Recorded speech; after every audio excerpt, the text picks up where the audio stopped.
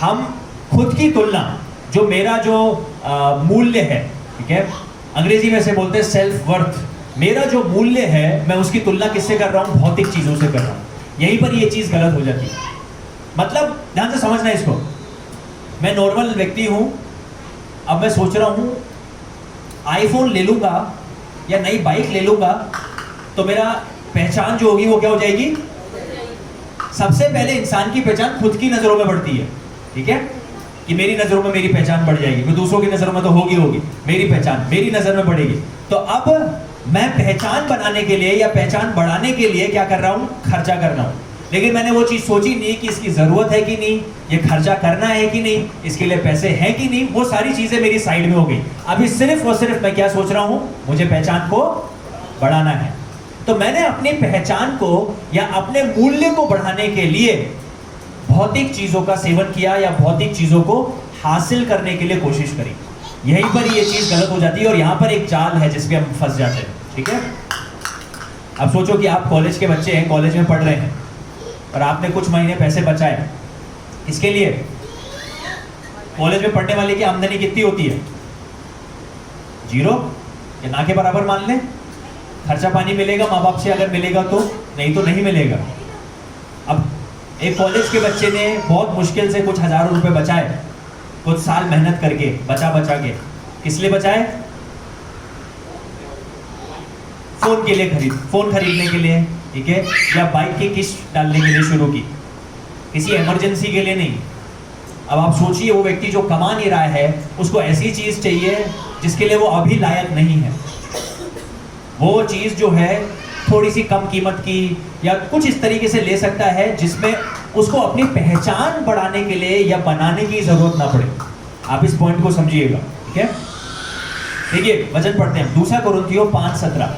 हमारी पहचान भौतिक चीजों में नहीं है, हमारी पहचान किस में है? यह वचन हमें बताता है।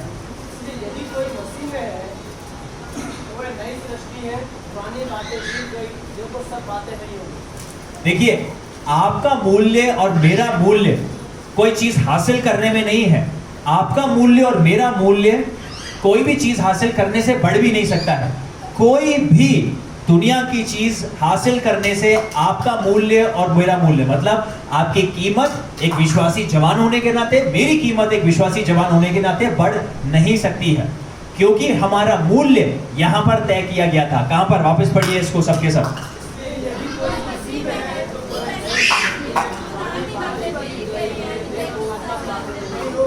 परंतु जो कोई मसीह में है वो क्या है? नई सृष्टि है, पुरानी बातें बीत गई, देखो सब कुछ नया हो गया है। हमारी पहचान मसीह के अंदर है। आपका पुराना व्यक्तित्व चला क्या है? अगर आप अभी भी पुराने व्यक्तित्व को पुराने तरीके से सोच रहे हैं कि मुझे ये मिल जाए तो बढ़िया रहेगा, मैं ये खरीद दूं तो बढ़िया रहेगा, मैं यहां चला जाऊं तो बढ़िया रहेगा, बिना सोचे समझे उस जाल में फंसने के लिए आप कोशिश कर रहे हैं, यहां पर आपकी सोच गलत साबित हो जाती है। यहां पर हम गलत साबित हो जाते हैं क्योंकि हमारा तरीका सही नहीं है। हमें अपने मूल्य को पहचानना पड़ेगा कि हमारा मूल्य मसीह में क्या है। हम एक नई सृष्टि हैं। हम पुराने तरीके से कैसे सोच सकते हैं? तो हमारी जो पहचान है वो आईफोन में नहीं है, हमारी पहचान नई महंगी बाइक में नहीं है, हमारी पहचान नई महंगी कार में नहीं है, हमारी पहचान नई महंगे घर में नहीं है या कहीं पर घूमने में नहीं है। हमारी पहचान किस में है? मसीह में है, क्योंकि हम उसमें क्या है? नई सृष्टि। जब आप इस चीज को समझेंगे कि हम मसीह में नई सृष्टि हैं, तो आप अपने पैसे को उसी तरीके से खर्च करेंगे, सबसे पहले जिस चीज में जरूरत हो और उसके बाद दूसरी चीजों में। आप कभी भी अपनी पहचान को बनाने के लिए या अपनी पहचान को दूसरों के सामने बढ़ाने के लिए पैसा खर्च नहीं करेंगे। अपने पड़ोसी को बोलो, हमें पहचान बढ़ाने के लिए खर्चा नहीं करना है। सबने बोला? बोलो, आपको भी पहचान बनाने के लिए खर्चा नहीं करना है। ये जाल है।